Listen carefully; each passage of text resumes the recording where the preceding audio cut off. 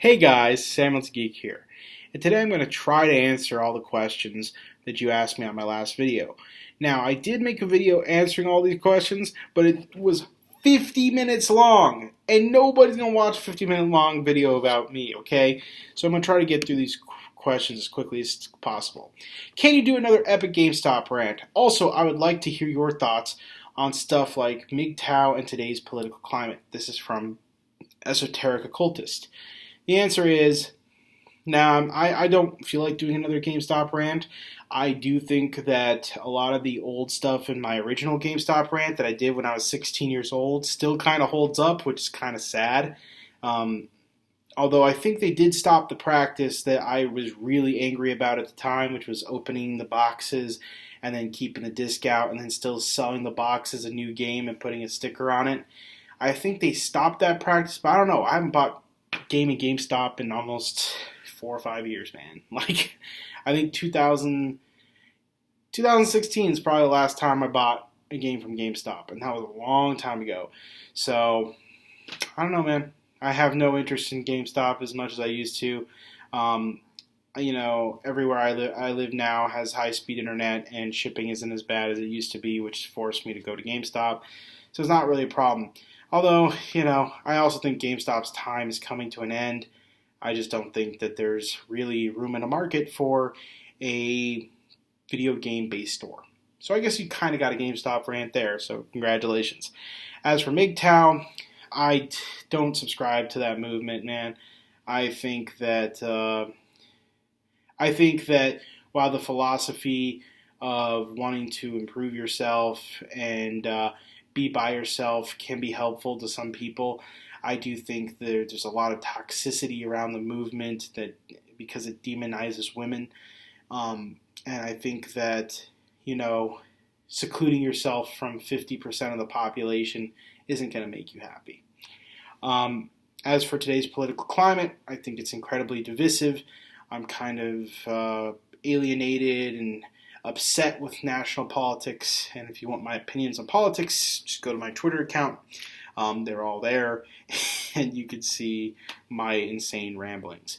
Why is Uno on Xbox Live the best video game ever made? From King Europe. You say that in jest, Christian, but I do think that it's one of the best games ever made because it was so highly polished. And it was polished to a degree that the chat integration through the headset and the matchmaking worked so well. And I think we'll never see that again because Microsoft Studios had such an investment to try to sell crappy $20 webcams that they poured a lot of effort and money into this game. And you'll never see Uno, whatever company gets Uno next, like EA or Ubisoft, make a similar investment because they just don't have hardware to push. They don't have, the matchmaking skills or talent as an exclusive brand does. And sad because it was such a well-polished experience and it was so easy to chat and play that game because it took no heavy mindset to do so. And I miss it, man. That was a really good game. God's Dark Fist says, what do you think should be done about concerning social media discrimination of conservatives? Well, as a conservative, I don't feel I've ever been discriminated against on social media, but I will say that I think people mistaking demonetization for censorship is a bad thing.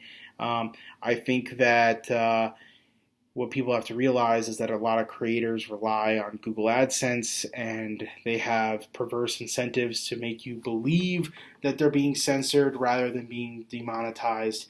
And I think that YouTube is going to eventually have to go back to a system like they had in the original beginning with these partnerships and go to a proactive approval as opposed to a reactive demonetization.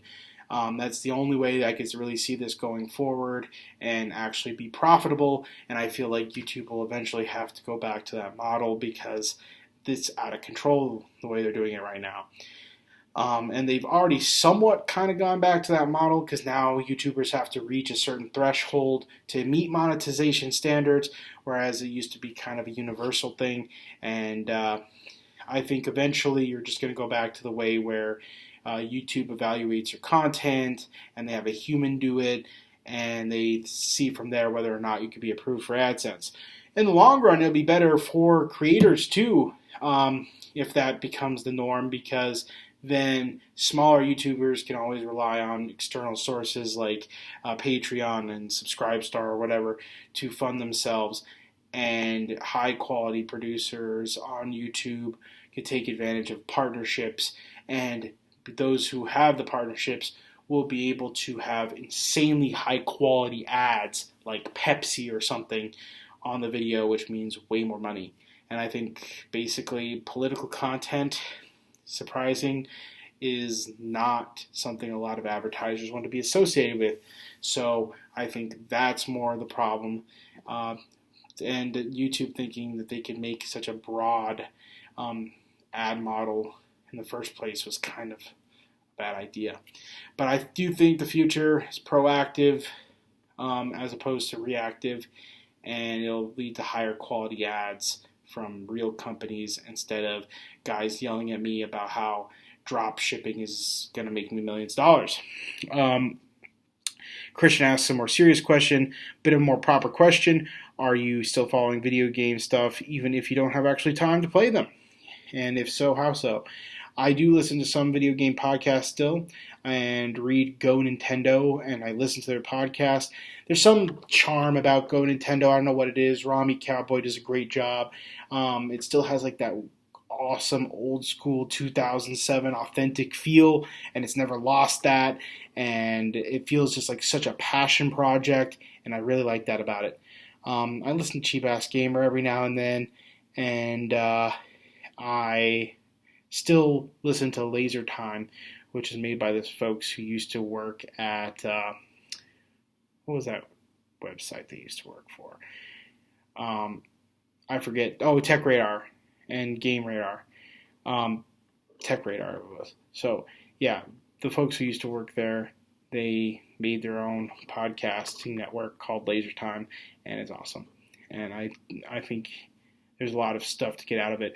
They get into little weeds of liberal politics every now and then, but other than that, I like it. What kind of vacuum do you use? I'm a collector, says that dank cat. Honestly, I bought a crappy vacuum for my apartment. I need to buy a new one that's more high quality because I just bought a $40 vacuum on Amazon. Really big mistake. Probably going to end up throwing it away and buying a new one soon. Tino Geek says, when are you doing video game videos? When I start playing video games again. Just keep that in mind. Asks why YouTube is so lame now. I think it has a lot to do with the fact that YouTube is less community oriented. Getting rid of stuff like video responses, I think, has really hurt the community and the authenticity. And I think monetization in general has made YouTubers have a lot of perverse incentives to make content that isn't really authentic. And I think that's why we don't like it as much as we used to. Matt Rapp says, you moved to different cities in different regions of the United States in the last few years. Can you compare what it's like to live in some other areas like DC versus New Mexico? Do you have a preference, and do you ever see yourself moving back to New Mexico? And you said you don't play a lot of video games anymore due to time. However, has any at all in the last few years you've enjoyed? I think New Mexico and DC are radically different places, but have interesting places in my heart. I've met amazing people in DC. I think that it's a phenomenally gorgeous place with the monuments and stuff. I think the weather's bad though. I don't like the humidity here in the summertime. I think it's like breathing soup, breathing this humidity air. Whereas New Mexico, it's a dry heat, and I like that. I liked Arizona a lot. It's a very beautiful state, and it's very similar to New Mexico, but different in its own unique ways, like saguaro cactuses, which are the stereotypical cactuses that most people are familiar with. And seeing those was awesome. I think Saguaro National Park in Tucson, one of my favorite national parks I spent time at. And I don't know. I mean, being all over the United States, one thing I can tell you is travel, because you will see unique beauties no matter where you go, and it's quite awesome to see the country. And I'm very privileged to being able to do so. Montana was insanely gorgeous. I wish I had my own car there instead of driving around with the work car with my coworkers constantly, because I would have loved to explore that state further. Louisiana was really interesting in its own way. I think it was gorgeous, especially the bayous and stuff. It was in the summer though, so it was pretty hot and humid, but I loved eating crawfish and drinking sweet tea, and eating alligator too, and seeing gators was pretty cool. Here in Maryland, where I live now, it has such an interesting, unique culture here in Maryland with crabs, and I've seen lots of places on the Eastern Shore like Ocean City and Crisfield, and Southern Maryland, Point Lookout, and I live currently in Annapolis, and I lived in the D.C. area. I think one place I really wish I could have explored more because I didn't have a car was Virginia. I think that state, in my mind, I just don't have that much associated with it other than the little part of Reston that I lived in. New house? What the heck? Oh, a new house, eh? Well, you should definitely see how Geico can help you save on homeowners insurance. That was weird. So, that was a Geico ad on an article that randomly got refreshed for some reason. That's funny. Welcome. I'm gonna leave that in just because it's funny and it shocked me. But yeah, I loved being able to live across the United States. It was really interesting. And I'll talk to you more about that, Matt, later, since we know each other and talk quite frequently. Now, thoughts on 4chan anonymous message boards in general? Do you use any? Can you recommend any good ones? Used 4chan a lot as a kid growing up, like when I was 16, 17, 18 years old. Don't really use it at all anymore. Although when the Bitcoin stuff was happening, I browsed Biz every now and then. But when I was younger and used YouTube more often, I often checked out V and G quite frequently because it pertained to my interests. It was really interesting seeing 4chan, a relic of my childhood, take over the national, international stage on TV because of its associations with Donald Trump. I think a lot of that stuff is overblown about what they say about Poll and all that, though. I don't think they really realize that a lot of it is just people trying to pull on people's nerves. Someone says, "Damn fool, you should cut your hair short again." Not a good idea, man. Ever since I started shaving my head, it just grows out like a chia pet. Doesn't look good. So I'm going to stick to keeping it short. About Trey 50 says, "What are your thoughts on fantasy movies, Harry Potter franchise, Lord of the Rings trilogy, Game of Thrones, etc.? Do you like any, and how would you rate them?" Honestly, never been too interested in fantasy. I was interested in Harry Potter as a kid, but never really got past the fourth book. I started reading the fifth book, and I don't know, at that time I was an awkward age and didn't really read further. I actually fell asleep in the second Lord of the Rings film, and I wasn't a huge fan of the first one when I saw it in theaters. I never saw the third. As for Game of Thrones, I never watched it. So there's that. And Mundo Studio says, "It'd be interesting to hear your opinion on gaming now versus the last decade. I feel like gaming's excitement. I feel I'm still interested in games, but I don't feel the excitement as I did back then. Is there any conclusion that, the easy conclusion would be that we got older and moved on. I'm not sure if that's the case. I think it's a kind of, you got older and that the video game industry has changed. I think the biggest change is that video game companies just can't take risks on AAA titles anymore because they're so expensive to produce.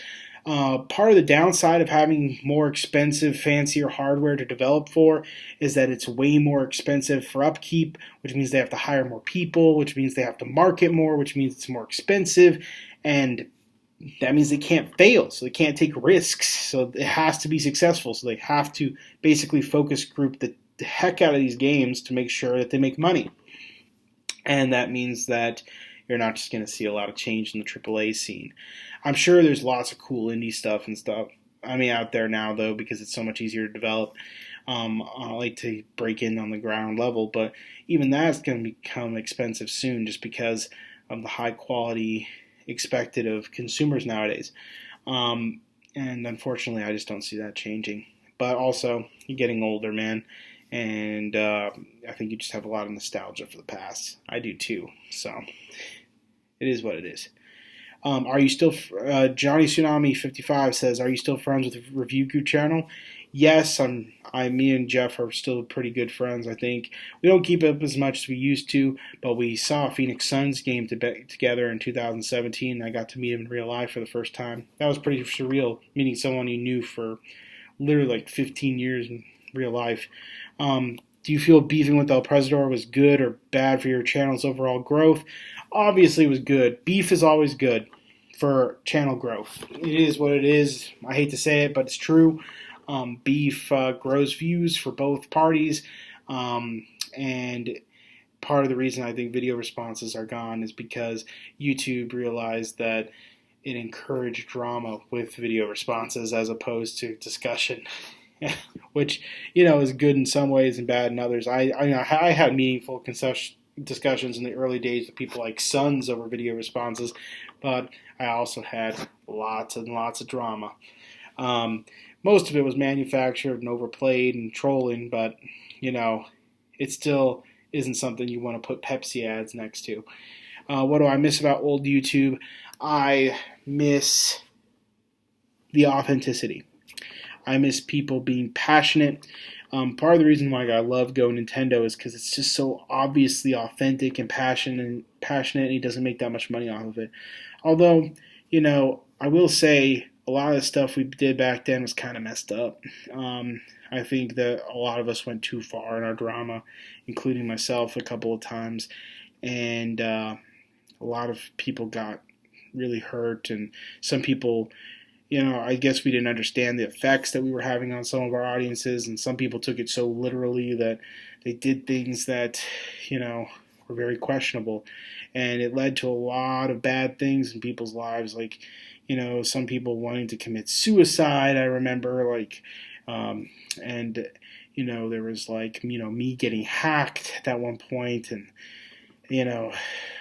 there's stuff I do regret about it, but, a lot of it I also miss. I just loved the authenticity, the raw passion, people pouring their hearts and souls into something, and, them not having a lot of money or equipment to do it, and they just got on and belt their heart out. It was such a cool, authentic feeling that you don't really see much anymore. Ozzy the MLG Pro says, are crabs immortal? And how can I become a crab? I don't know if I don't think crabs are immortal because I eat them all the time here in Maryland. As for becoming one, you're going to have to take that up with God.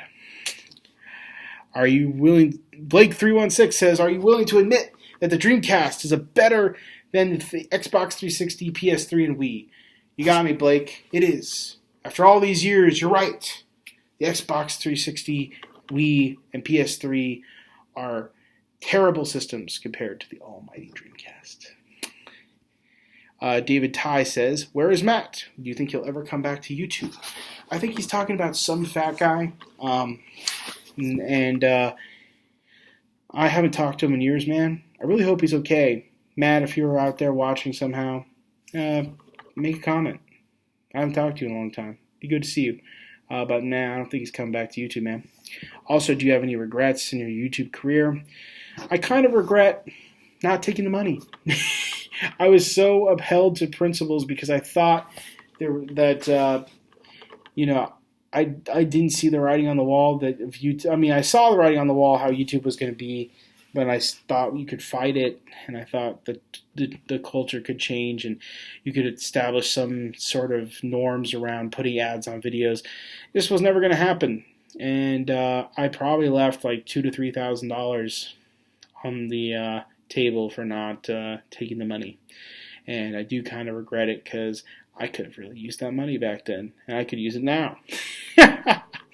It is what it is, though.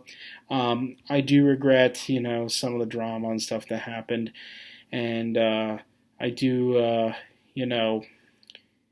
I feel like I should have, one, taken the money and spent that on improving my videos and, sharpening my skills. Two, I feel like I should have spent less time in YouTube drama, even though I was highly addicted to it and it was fun. I felt like I did waste a ton of time on that, and it got me into trouble a lot of times, and I feel like all that could have been done, poured into more creative passions that I would be a lot more proud of. Someone says, let's see, Lyric Vasica says, will you ever play Mario Kart Wii again, or do any Mario Kart content on the channel?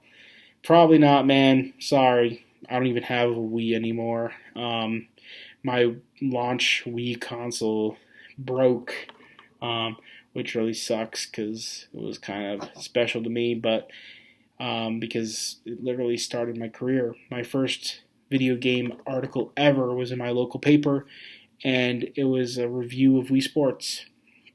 And, I loved Mario Kart Wii when I first started, but I don't even know where the disc is. I don't know Wii anymore. It is what it is, man. Danny AR says, in my opinion, your time has passed. These low production rambling videos of you just talking are really just a waste of your time and everyone else's. Focus on yourself. Get a job. Try starting a family and instead of caring about re-engaging a subscriber base that for the most part has moved on from you. Good luck in your endeavors. Well, Danny AR, I know you had beef with me over politics, and that's what this is all really about. But, it is what it is. As for these low production rambling videos, I like it, man. I like talking to people.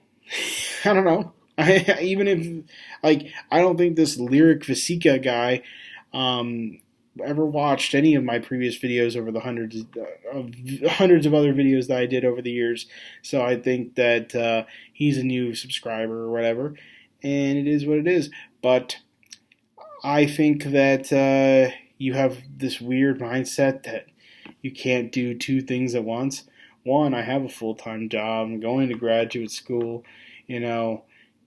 I do other things besides YouTube. I'm not looking to make this a career anymore. I'm just looking to, hang out and engage new people and, escape politics a little bit.